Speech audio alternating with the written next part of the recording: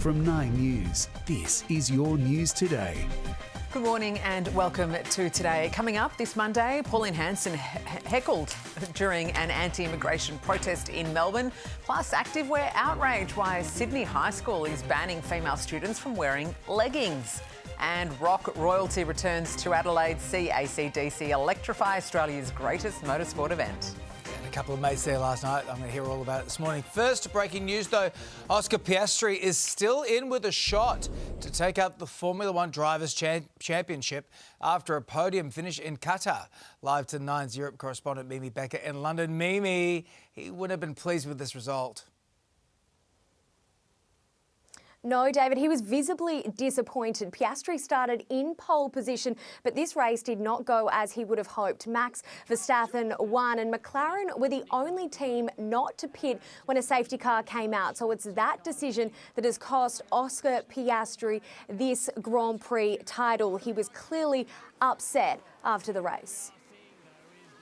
I think in hindsight, it's pretty obvious what we would have done.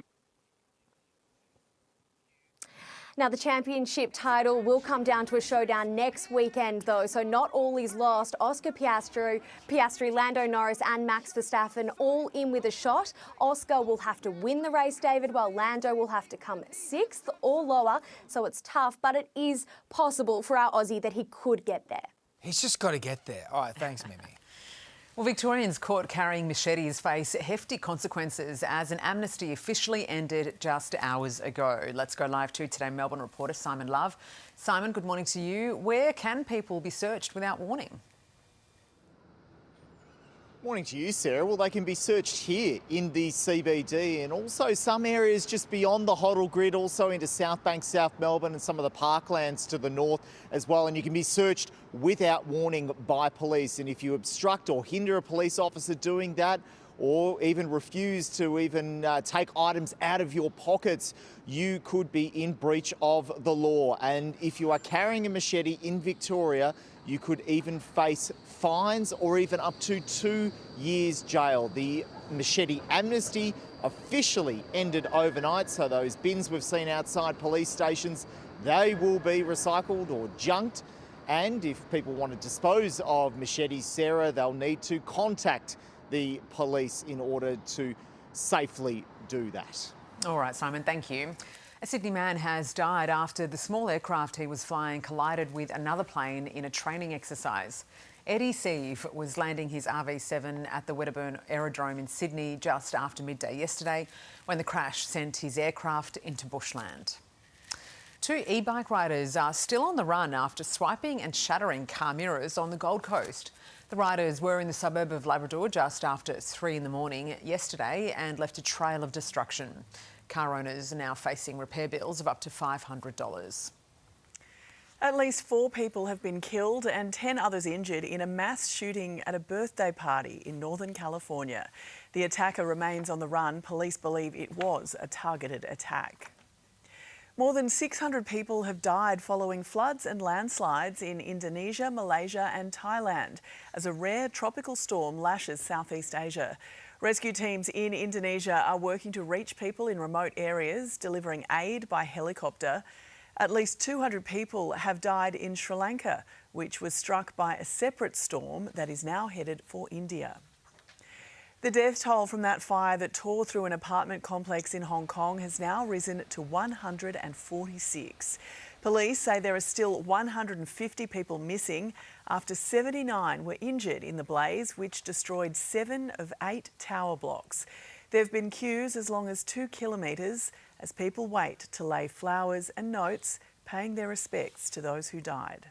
Pauline Hanson is vowing to increase her party numbers, addressing an anti-immigration rally in Melbourne in a speech that sparked scuffles in the crowd. Let's go live to Today Federal Politics reporter Liz Daniels. Liz, she's blaming high migration for cost of living pressures. Yeah, she is, DC, telling the crowd migration is to blame for pushing up house prices and putting pressure on jobs and hospitals in a speech to supporters at a Put Australia First rally. Counter-protesters interrupted the senator as she took aim at Victoria's high crime rates. I'm not from Victoria, and to tell you the truth, I don't want to move to Victoria. But Pauline Hanson promised she will run One Nation candidates in Victoria's state election next year. She is, though, still sweating on whether Barnaby Joyce will join her ranks here in federal parliament. DC. All right, thanks for that, Liz. A Sydney school has banned students from wearing leggings, with parents and teachers labelling the move unfair.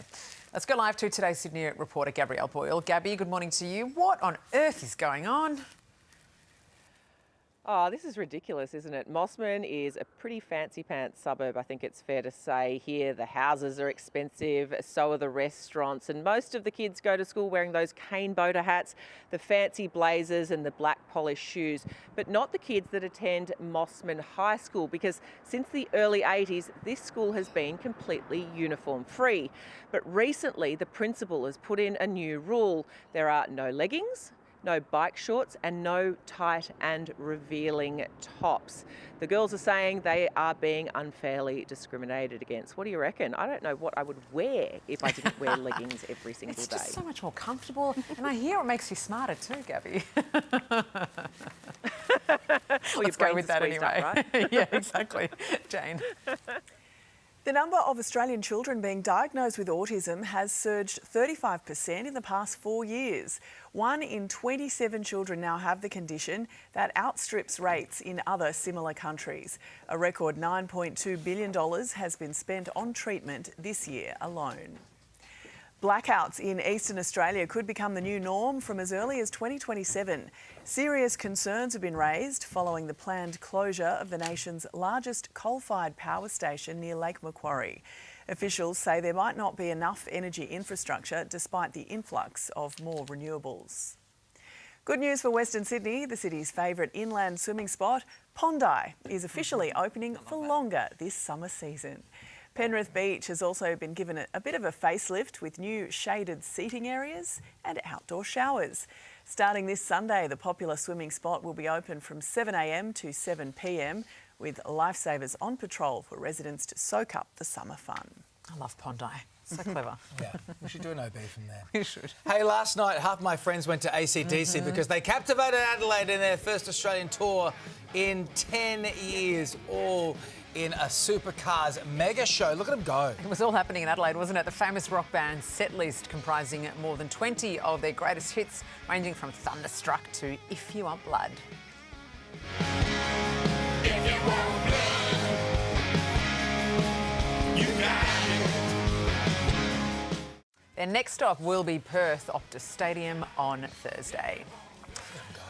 They are just so much energy, right? Mate, the old boys have still got it. They put on a good show. These guns. Let's take a quick look at the weather for you now. And a cold front is hovering over South Australia, Victoria and Tasmania, with temperatures sitting at 10 to 15 degrees below the December average. While temperatures are soaring in the west, 37 the high for Perth on the first day of summer.